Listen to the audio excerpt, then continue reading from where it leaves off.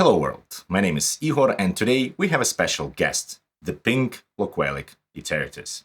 I couldn't really resist from making this purchase, mostly because this module is pink. But also 100% of the proceeds from selling this limited edition go to help parrot conservation, and I really like parrots. And also this module looks beautiful and it sounds extremely good. And I have an interesting patch to play with. And first, let me break it down for you. So, Loquelic Iteritas is a complex digital oscillator that features 3 different synthesis algorithms. And today we're going to be using the summation synthesis. It also features 2 different pitch controls and 4 tone controls. And as it says in the user manual, that Loquelic Iteritas is about continuous tone controls.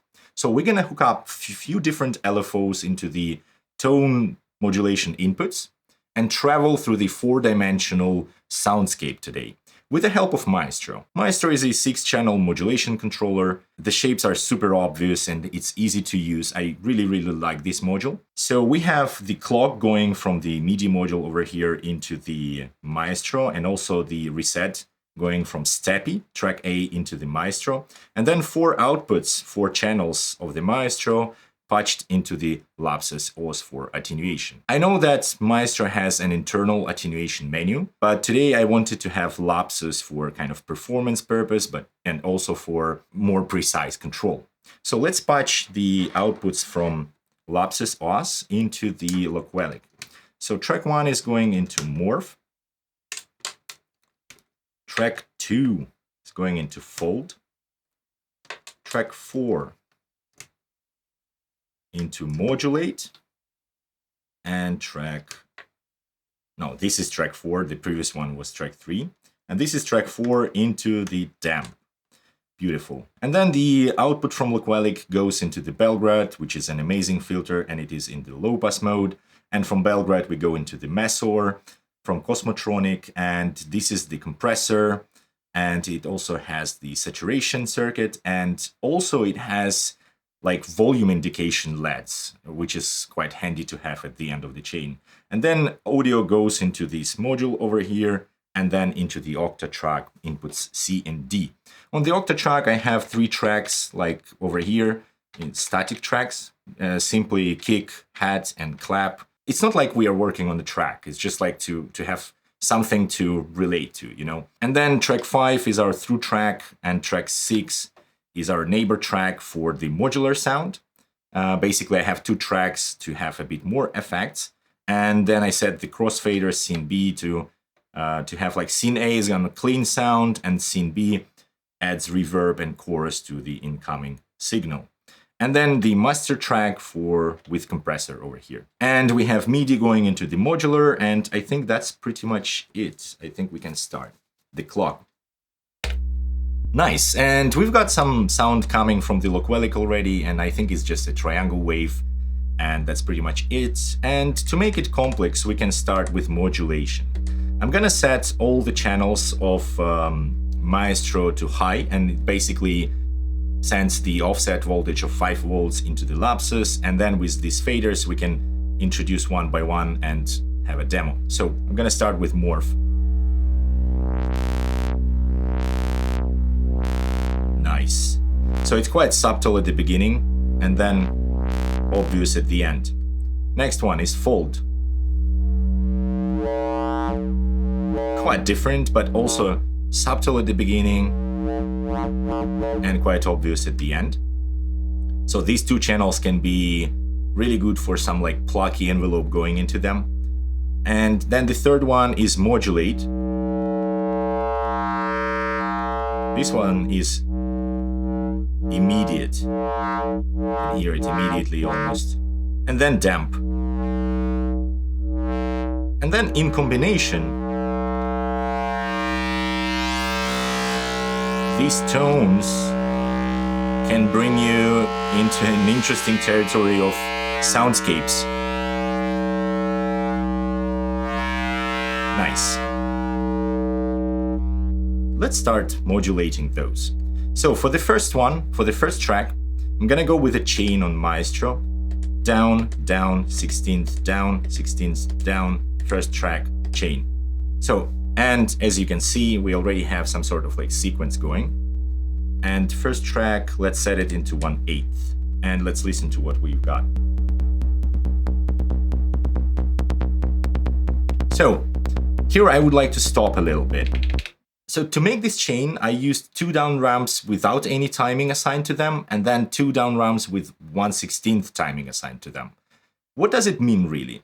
It means that the first 2, they're gonna depend on the track timing, which is set to 1/8 right now. You can change them at any moment, the track timing. But the other 2, the last 2 of them that have timing assigned, they will always remain with this assigned timing, which in this case 1/16. So if we listen to it, right now it has 2 8th notes and then 2 16th going.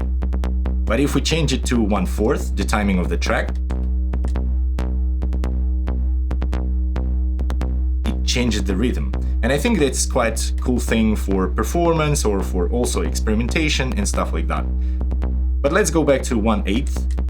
And for the second one, I'd like to add up and down, and then make it triplet and smooth. Smooth is going to smooth out the edges and essentially make from a triangle a sine wave, sort of. And let's have a listen. So this is polymetric against the original tempo. Nice. Let's go for the third one. So third one is quite immediate at the really beginning, as you remember. And it can change sound dramatically. So here I would like to go with up ramp into the third channel, make it slow, 1/16, and also smooth. So slow 1/16 essentially makes this automation 4 bars long in the relation to the clock. And we got this like slowly evolving ramp. And we definitely need to reset it. So I'm doing it manually with Steppy. Yeah, now we are at the correct division. And then we have damp as well.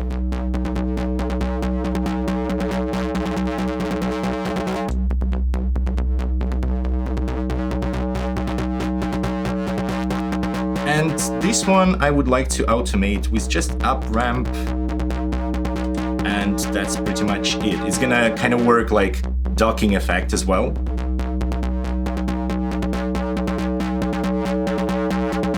Let's listen each of them separately. So we've got this one, which we can change to a different rhythm.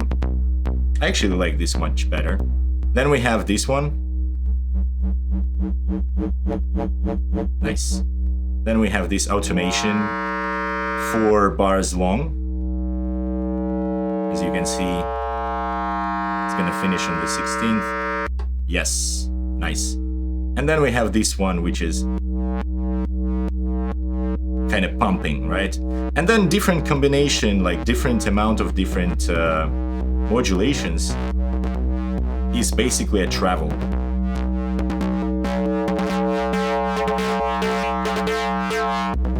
And let me go into the mutes mode over here.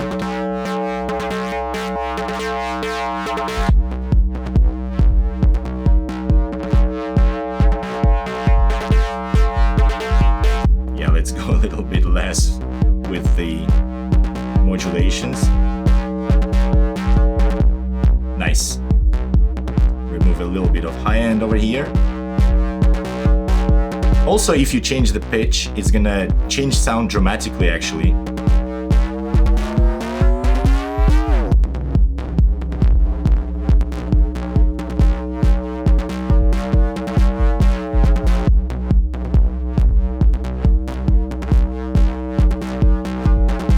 Yeah, let's leave it as such.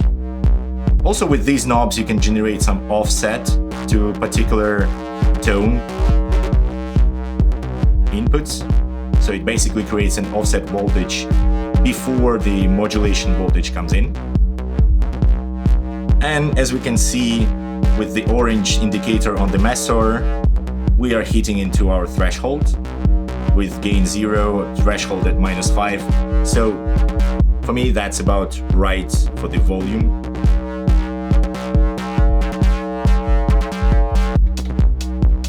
Our hat. Yeah. But one thing actually. So I'm gonna go into track 5, into the amp and into the secondary page, and we see an envelope here. So the Octatrack Amp Envelope is attack, hold, release envelope. The hold determines for how long the note is gonna be held when it's triggered from the sequencer. It works slightly differently when you use the MIDI keyboard connected to the Octatrack, but I'm using the sequencer. So again, it determines the amount of steps actually for how long the note is going to be held in relation to a clock, and then it's going to be released. So, and then it triggers the release phase as it's shown over here on this picture. Quite important fact here is that attack is part of the hold. So the attack time is within the hold time.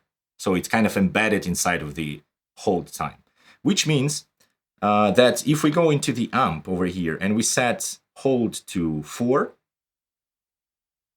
instead of infinite, and then release to 0, and here the amp envelope R+T so that it retriggers every time.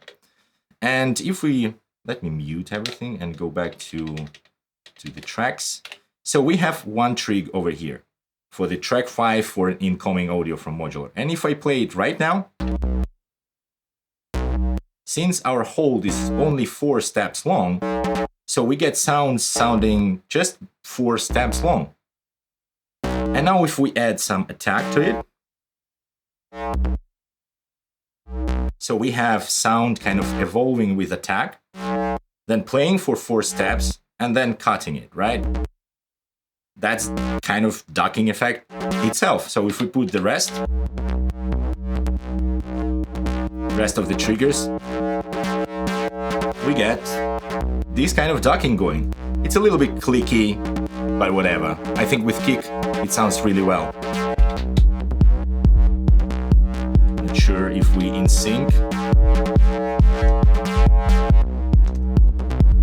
Ooh, I clicked the wrong button on the steppy. I'm so sorry. Yeah, now we are good. And now if I add a little bit of reverb and chorus,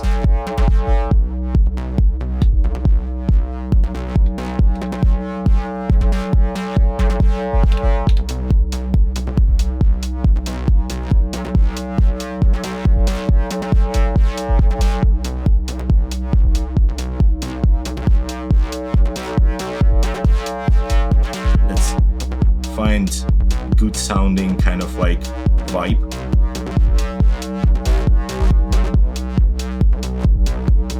Nice.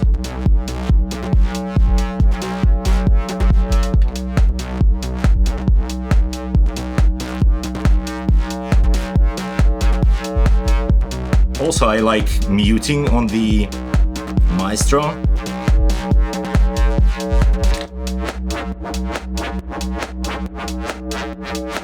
And also we can toggle the mute, so I cue both of these tracks, and then when I press mute, they're gonna flip their states.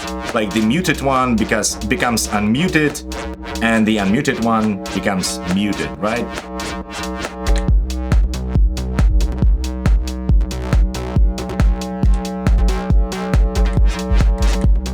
Nice.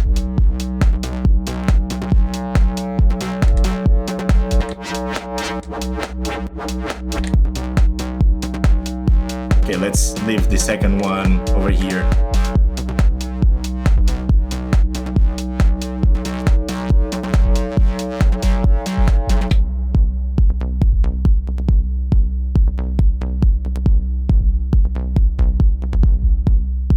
Nice. Now it's so kind of clean.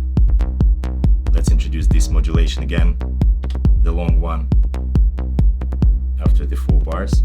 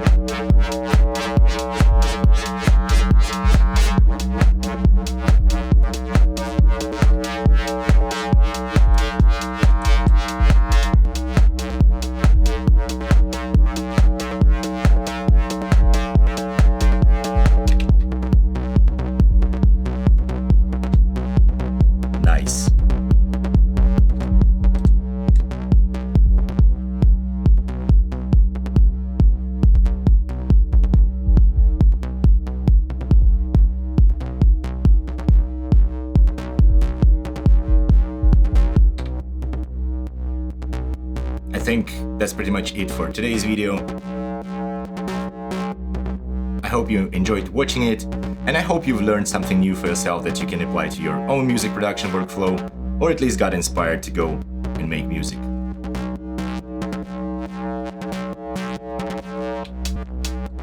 And if you consider to support me, there is a Patreon link in the description. Check those tiers and maybe become my patron. There are also affiliate links to all the gears that I feature in the description as well. So if you use these links to purchase gear, there's gonna be no extra costs for you, but some commission for me that helps to run this channel indeed.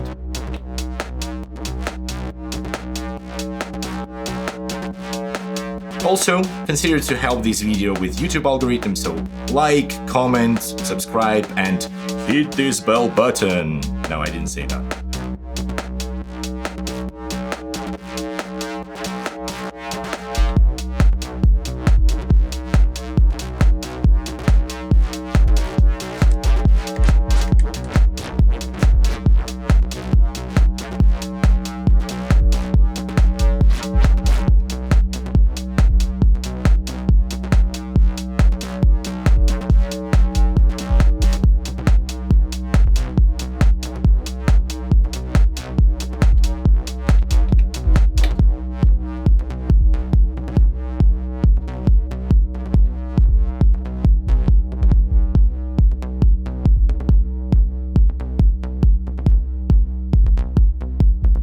And if you would like to check other Patch from Scratch videos, you can check either this one or that one.